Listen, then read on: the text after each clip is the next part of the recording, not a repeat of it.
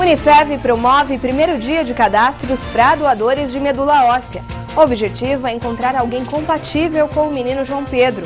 Acidente na zona norte de Votuporanga deixa 2 pessoas feridas. E um castramóvel pode vir para Votuporanga. Atualmente, cerca de 120 castrações de cães e gatos são realizadas por mês. E ainda no esporte, Alan Fonteles, atleta paralímpico, visita Votuporanga. Agora, no TV O Jornal.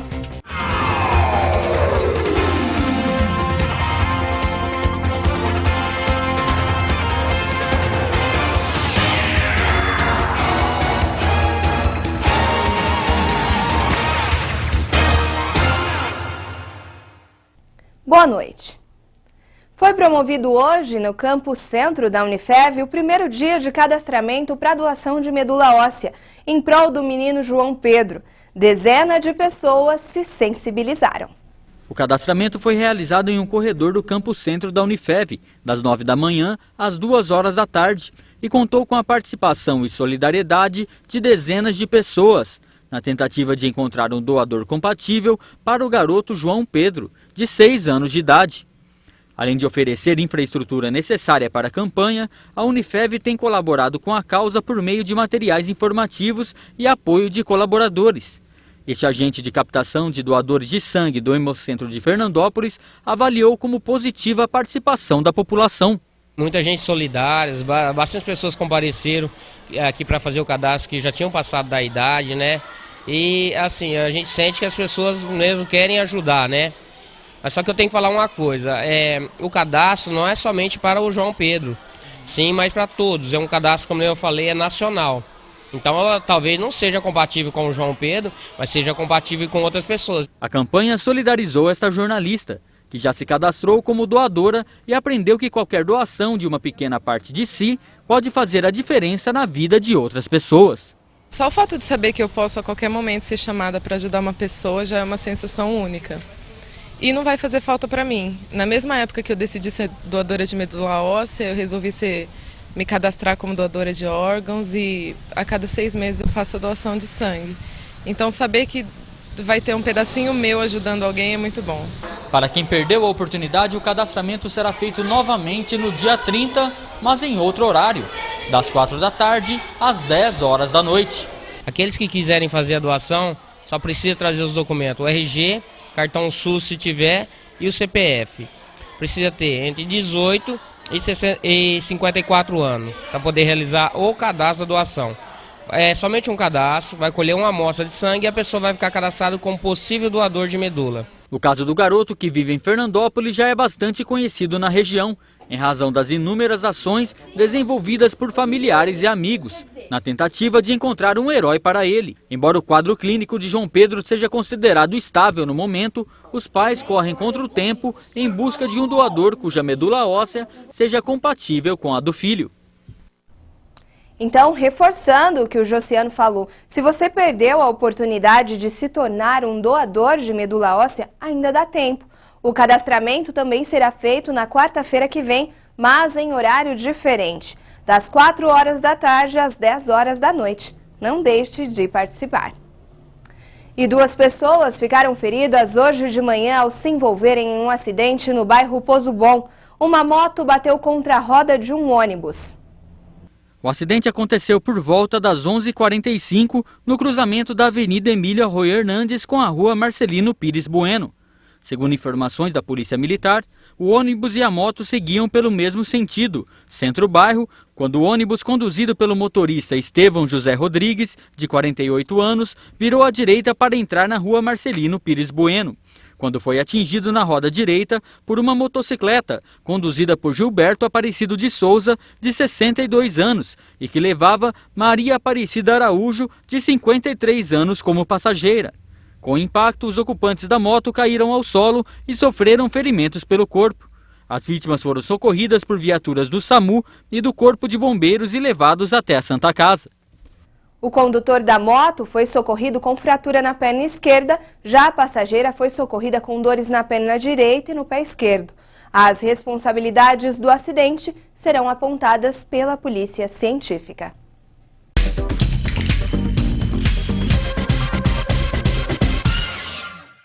Bandidos que explodiram caixas eletrônicos em Santa Adélia hoje de madrugada ainda não foram presos. 3 dos 4 carros usados no roubo foram localizados em uma mata perto da cidade.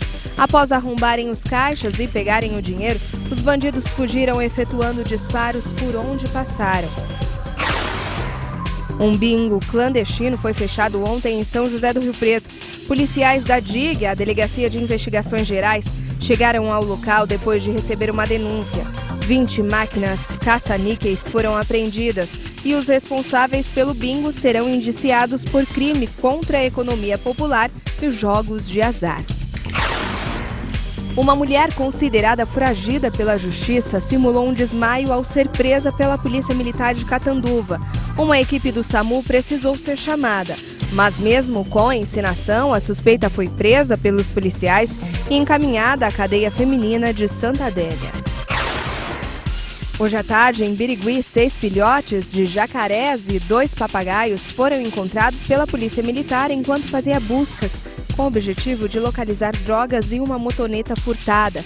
O responsável pela criação dos animais silvestres deverá ser multado. O valor da infração ainda não foi divulgado.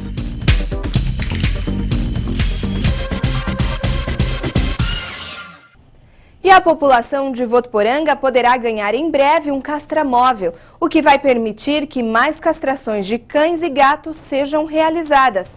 Desta maneira, será mais fácil realizar o controle populacional dos animais e, consequentemente, evitar algumas doenças e outros problemas. A castração, ainda rodeada de preconceitos, também pode ser vista como um problema de saúde pública. Por isso, o procedimento é cobrado por grande parte da população e por profissionais envolvidos com a saúde animal. Quando se realiza o procedimento, promove-se a diminuição da população animal. Consequentemente, diminui os casos de maus tratos, abandonos e também doenças, como a leishmaniose, que tem preocupado a população de Votuporanga. Na cidade, vários casos em animais e humanos já foram registrados. Em alguns, houve morte de pessoas. Ela é um método mais eficaz, né, do controle de animais errantes, que servem também da transmissão das zoonoses, né, sendo as principais hoje no âmbito nacional e estadual e municipal, a raiva e a leishmaniose. Em Votuporanga são castrados 120 animais por mês. O serviço é oferecido de graça por uma clínica após agendamento no setor de controle de endemias e zoonoses. A pessoa deve se cadastrar junto à Secretaria Municipal de Saúde, né, no órgão chamado CCs, Endemias e Zoonoses, pelo telefone 3405-9786. Ela faz o seu cadastro, né, entra numa fila de espera e o animal, assim que tiver uma vaga, ele é chamado, né, e o animal castrado. O vereador Mehed Meidão esteve em Araçatuba, onde conheceu a primeira unidade de esterilização gratuita de cães e gatos, conhecida como Castramóvel. O vereador está na luta para conseguir este serviço, que, se implantado em Votuporanga, conseguirá aumentar o número de castração realizada. A ação é considerada um apoio a mais para resolver o problema. O castramóvel, ele facilita no sentido de pessoas que não têm um meio de locomoção, né, para se locomover até as clínicas, e então o castramóvel ele iria até as pessoas, né, nesse sentido ele facilitaria no caso dessas pessoas. Gostei da ideia. E o serviço de castração já é oferecido pela Secretaria de Saúde, por meio de uma clínica veterinária. E no próximo bloco, uma resolução do Conselho Federal de Farmácia permite que os farmacêuticos passem a prescrever alguns medicamentos vendidos sem receita médica. Nós voltamos já.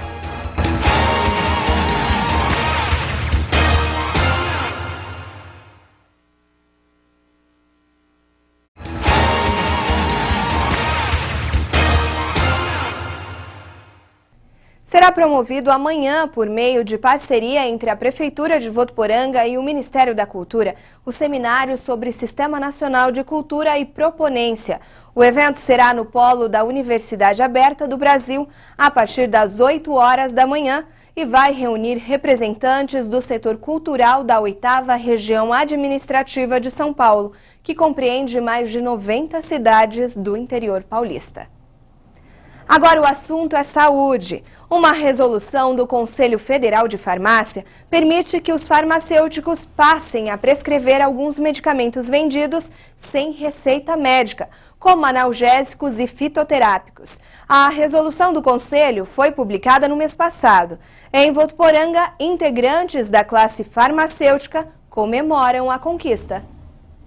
A resolução regulamenta atribuições clínicas do farmacêutico que, por definição, constitui a ele os direitos e responsabilidades no que se diz respeito à área de atuação. Ela surgiu para habilitar o farmacêutico a atuar na área de farmácia clínica. É um campo que a gente já vinha atuando, mas ainda de forma não regulamentada. Com essa resolução, então, o farmacêutico está habilitado agora a prescrever medicamentos para o paciente que tenha sinais e sintomas leves. Por exemplo, um analgésico, medicamento para dor de cabeça, antitussígeno, antitérmico e alguns fitoterápicos. Em Votuporanga, os profissionais da área comemoram a conquista. Luciana é farmacêutica. Segundo ela, a nova regulamentação reforça o papel do profissional nos cuidados com os pacientes e determina como mais uma das funções dos farmacêuticos a participação em discussões de casos clínicos. Essa nova regulamentação do Conselho é uma conquista para nós, farmacêuticos, porque assim, isso só vem formalizar o que a gente já faz informalmente aqui atrás do balcão. Tá? Porque hoje a população, infelizmente, o Brasil ela tem uma saúde deficitária ainda, né? Porque se você vai no SUS, a consulta demora muito, né? Você está com dor hoje, você está com problema hoje. Então isso é uma vitória para a gente por isso, porque o que a gente já faz aqui informalmente no balcão, a gente vai ter documentado. Dona Maria Francisca e Dona Vera Lúcia concordam com a profissional e afirmam que preferem procurar primeiramente um farmacêutico antes de ir até um consultório médico. Hoje vem direto na farmácia, porque a gente vai em postinho de saúde, tem que fazer 1001 coisas, você já está com a dor hoje, tem que marcar a consulta para a médica daqui a um mês. Até lá eu já morri. Então, vou na farmácia, vai atenteando até lá, né? E a senhora confia no farmacêutico? Confio, tenho os meus farmacêuticos de confiança. A decisão foi publicada pelo Diário Oficial da União no dia 25 de setembro deste ano, em comemoração ao Dia Internacional do Farmacêutico, e é válido apenas para medicamentos como estes que não necessitam de prescrição médica. E ainda, segundo o próprio Conselho Federal de Farmácia, os remédios considerados de menor transtorno correspondem a cerca de 30% das vendas efetuadas em drogarias de todo o país. Ainda segundo os farmacêuticos, para melhor atender os pacientes, as farmácias devem contar com uma sala separada para atendimento clínico e um talonário de serviços farmacêuticos para anotações dos atendimentos e prescrições de medicamentos. E com isso, ganham os profissionais e também a população. A população, ela já tem procurado muito pouco, porque assim, para ela não muda, continua a mesma coisa. Ela vai vir, vai procurar o farmacêutico, eu queria conversar com o farmacêutico. Para ela, para a população não vai ter diferença, entendeu? Agora para a gente sim, é mais uma vitória, mais uma conquista que a gente alcança. Então, ganha a população e ganha também a profissão farmacêutica, né? Já que a população vai poder contar com mais profissional da saúde habilitado em prescrever medicamento. E o reconhecimento da profissão farmacêutica também podendo atuar na prescrição. Além de poder prescrever medicamentos que dispensem receita médica, o farmacêutico também pode indicar plantas medicinais, drogas vegetais e fitoterápicos. A resolução também reforça o papel do farmacêutico nos cuidados à saúde do paciente e determina que é função desse profissional participar de discussões de casos clínicos. O Conselho Federal de Medicina afirmou que vai questionar na Justiça a resolução. E se a quarta-feira foi de muito calor, a quinta promete ser ainda mais.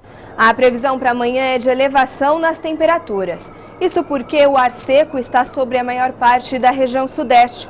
O sol vai predominar durante todo o dia e não chove. As temperaturas variam entre 23 e 36 graus. Neste momento, Votuporanga registra 30 graus. E bombeiros de várias cidades do estado de São Paulo estão em Votuporanga. Eles participam do primeiro curso para a formação de mergulhadores. Muita concentração na hora de arrumar os equipamentos. Cilindros, roupas, máscaras e nadadeiras. Tudo para a realização de mais um dia de curso para a formação de mergulhadores do Corpo de Bombeiros do Estado de São Paulo. O bombeiro ele sempre tem que estar em três circunstâncias. Ou nós estamos atendendo a ocorrência, ou nós estamos dando treinamento, ou nós estamos treinando. Aqui o Bombeiro de Votuporanga estamos tendo a oportunidade de formar mergulhadores para o Corpo de Bombeiros do Estado de São Paulo. Então são 45 dias de curso, um curso bastante técnico, um curso de altos riscos, né, que envolve atividade de mergulho. O curso conta com a participação voluntária de bombeiros de várias cidades do estado. Ibrahim veio de São José do Rio Preto. Para ele, este tipo de capacitação é importante para que o militar tenha segurança na hora de resgatar vítimas de afogamento. Na nossa região nós temos muitos rios, né? E infelizmente há índices de afogamentos, onde nós atuamos na busca desse cadáver, né?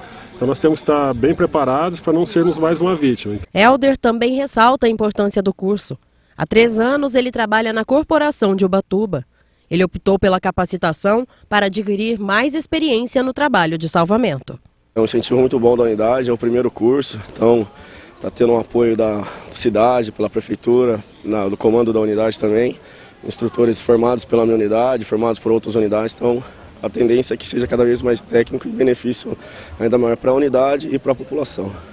O curso teve início em agosto e contou com avaliações médicas e físicas. Inicialmente eram 50 bombeiros voluntários. Hoje restam 16 e eles ainda têm cerca de 40 dias e durante essa trajetória eles contam com a presença deste sino, que se tocado não tem uma função muito agradável. O principal objetivo dele é mexer com o psicológico, cobrir o do aluno. Então toda hora que a pessoa ela pensa em desistir, a gente fica, quer desistir, vai ali e toca o sino. Para quê? Para realmente a pessoa ela fala, não, eu nem chego perto desse sino, e eles são obrigados a levar esse sino para a sala de aula, levar para a beira do rio, levar para a piscina. Em todos os lugares que eles estão, o sino está junto. Jogos Abertos 2013. Votuporanga está no 10º lugar da classificação geral da 2ª divisão. A cidade ainda compete nas modalidades vôlei masculino, bocha, futebol, vôlei de praia feminino e masculino e a natação. Os jogos seguem até sábado. E no próximo bloco, Votuporanga no roteiro esportivo. Alan Fonteles, medalhista de ouro paralímpico, visitou a Unifev nessa tarde. Mais detalhes já já.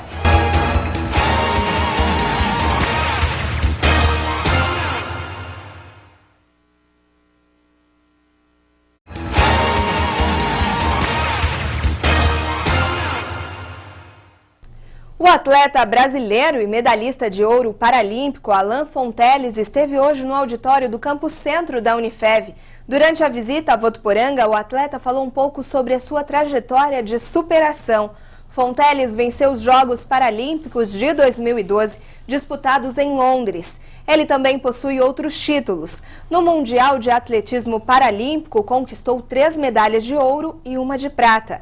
A visita de Fonteles faz parte do roteiro turístico promovido em Votuporanga pelo Sesc Rio Preto, em parceria com a Secretaria Municipal de Direitos Humanos, Sincomércio e Unifev. A matéria completa você acompanha amanhã no TV o Jornal, primeira edição.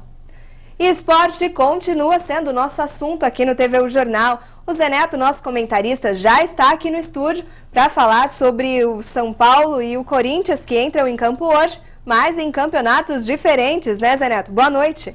Boa noite, Mona Lisa. Boa noite aos amigos da TV Unifev. É isso mesmo. Corinthians pela Copa do Brasil e o São Paulo pela Copa Sul-Americana entram em campo. Será que eles levam a classificação hoje? Ah, não vai ser fácil não. Nem para o São Paulo, nem para o Corinthians. Os 2 jogos são fora de casa e isso vai complicar bastante para os 2 times. E o São Paulo, será que entra com força total hoje e enfrenta a Universidade Católica? Entra a contragosto do Muricy. O Muricy não queria entrar com força total, não. Mas o Juju, né, o nosso querido Juvenal Juvencio, fez pressão e falou, não, quero força total na Sul-Americana, quero o título, quero o bicampeonato, e por isso o São Paulo vai entrar com o time titular. Para o Muricy, ele queria poupar alguns jogadores. Para ele, enquanto tiver uma mínima chance do São Paulo se prejudicar no Campeonato Brasileiro, ele não quer arriscar. Por isso mesmo ele queria entrar com um time misto, não com todos os titulares. Por isso que ele queria poupar alguns jogadores.